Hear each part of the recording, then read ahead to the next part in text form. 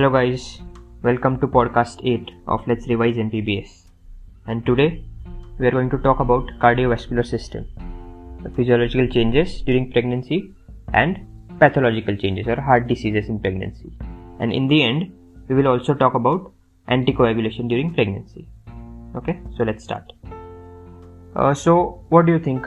In pregnancy, what will be the effect on cardiac output? It will obviously increase, because the cardiac output is heart rate into stroke volume. In pregnancy, heart rate increases as well as stroke volume also increases. So heart rate is around 80-85 during the pregnancy, and stroke volume is also increased. So the one thing important here is that when is the cardiac output maximum? It is immediately postpartum, immediately post delivery, the cardiac output is maximum. But if they specifically ask you during the ANC period, when is the cardiac output maximum?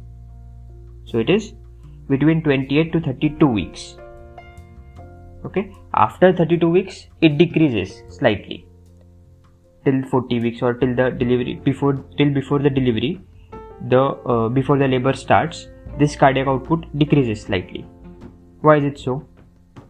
Because the uterus is getting enlarged and bigger in size, and this uterus compresses the IVC, which is just behind the uterus, and because of its compression, the flow to the heart or the venous return is reduced, and therefore the cardiac output decreases. Overall, if you compare a pregnant woman 40th week of pregnancy with non-pregnant woman, the cardiac output of pregnant woman 40th week will be more. But if you compare 40th week pregnancy with 30 weeks pregnancy, the cardiac output in 30 weeks pregnancy will be more. Okay? Right.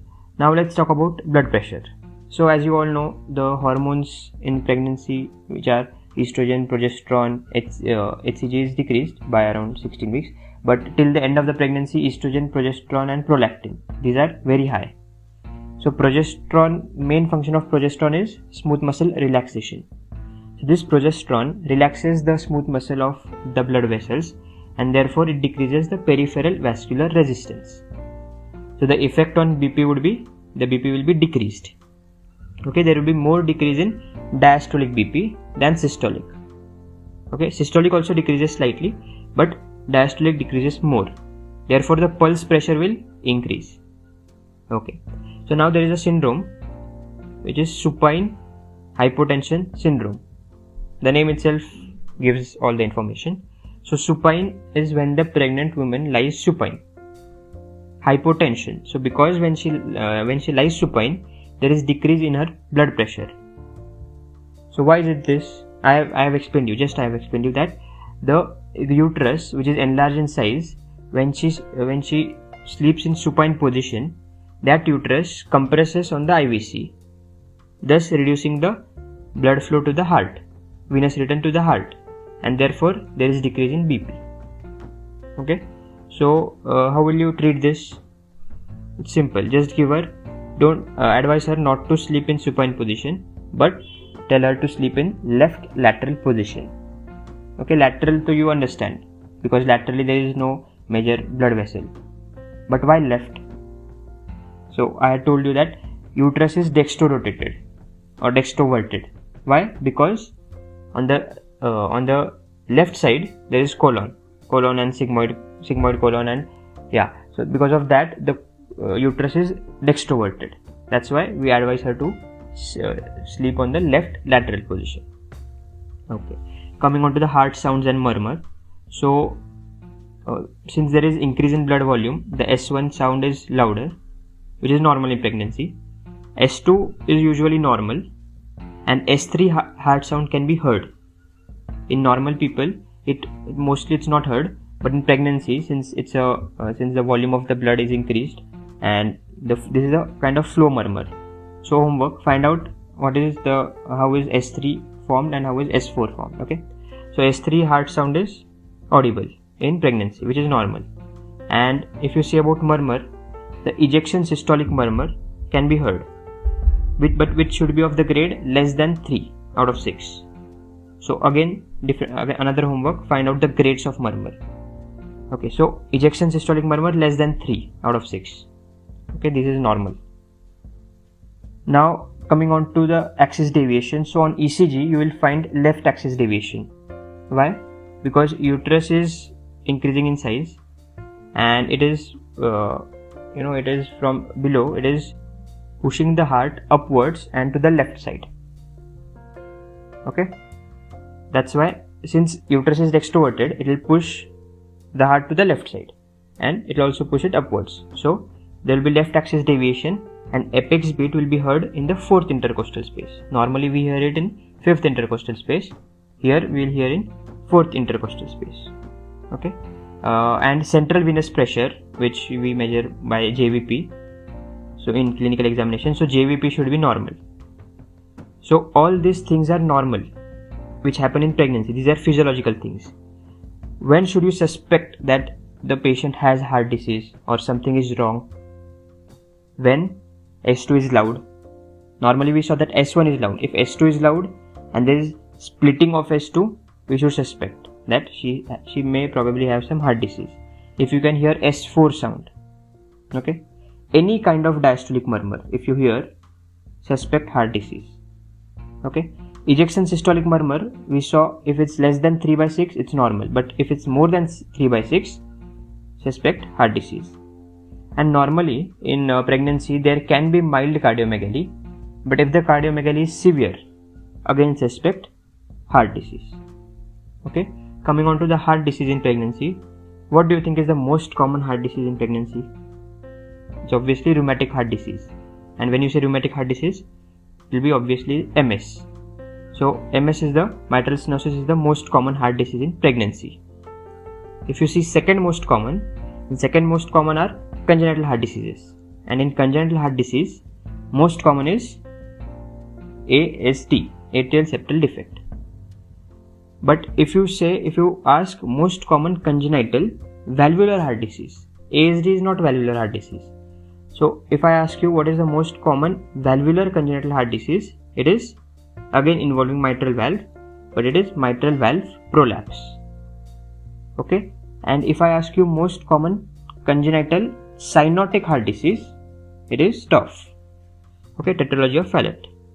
So in congenital heart disease we saw three things. Most common congenital heart disease in pregnancy, it is ASD.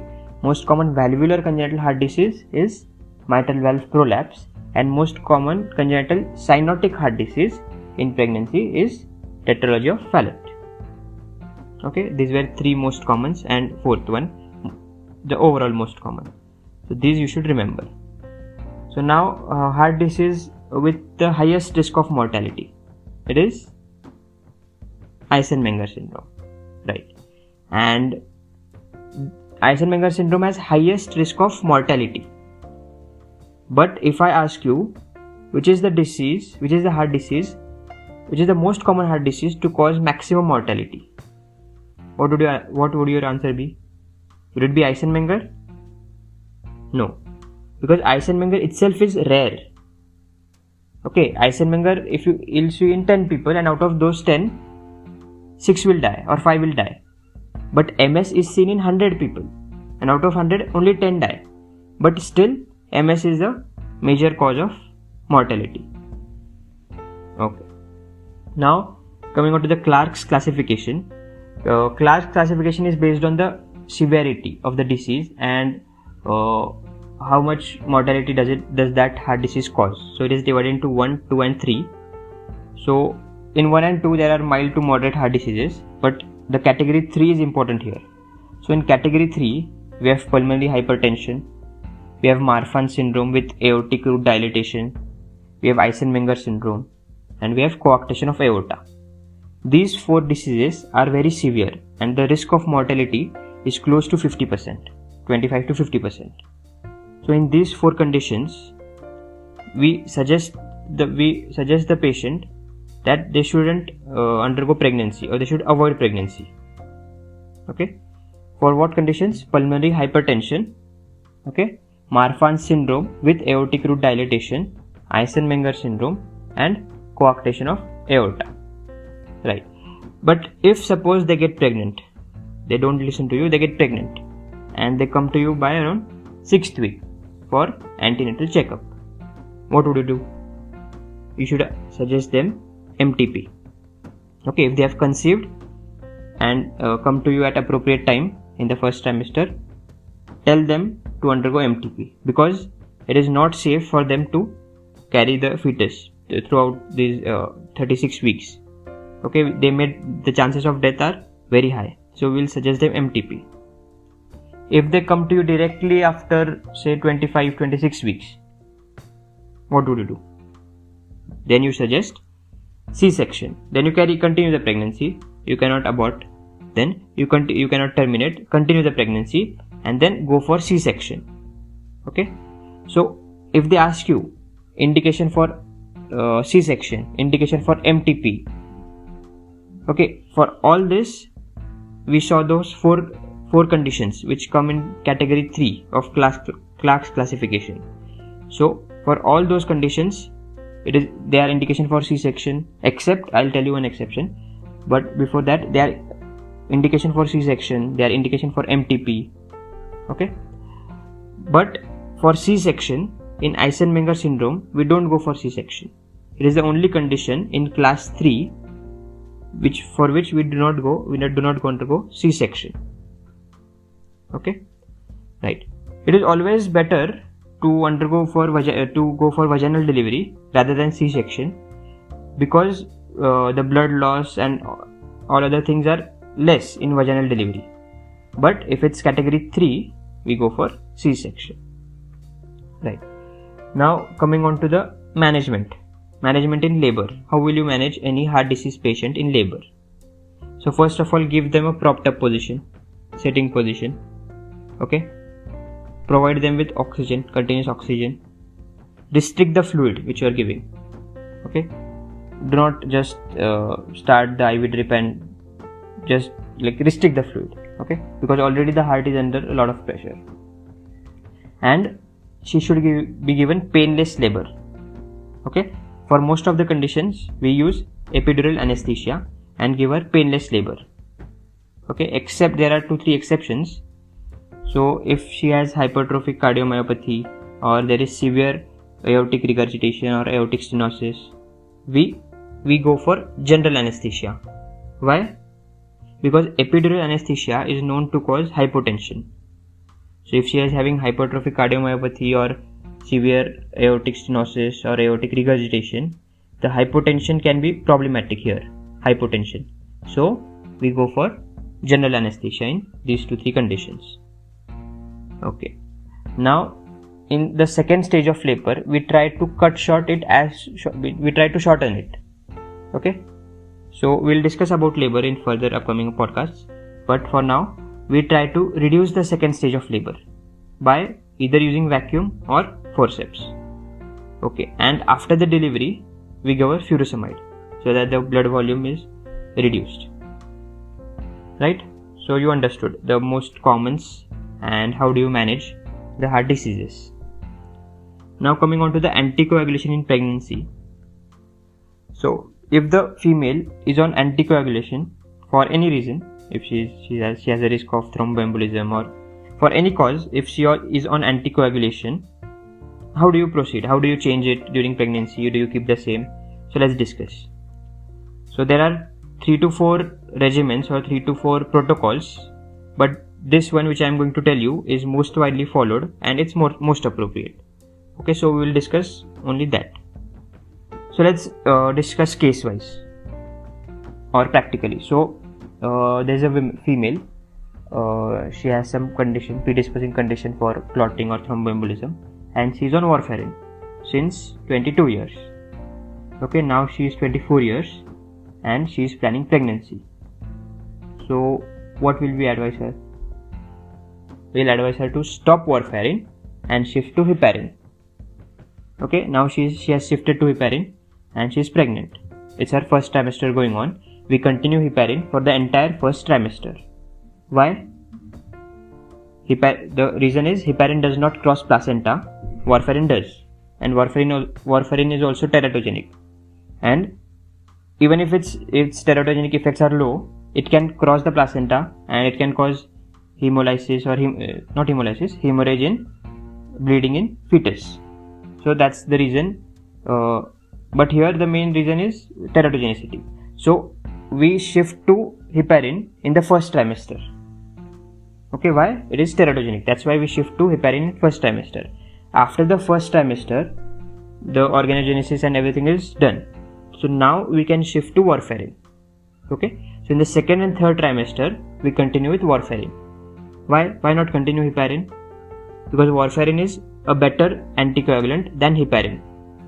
Okay, we don't want the female to die of thromboembolic events. Okay, but we also don't want the fetus to get malformed or fetus to have any deformity.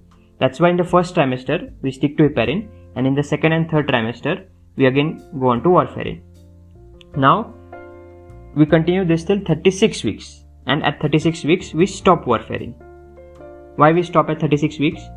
Because the half-life or the effect of warfarin is longer, like it stays for around 6 to 7 days.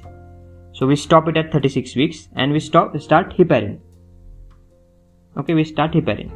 Now she is going to be delivered by 38 weeks, suppose.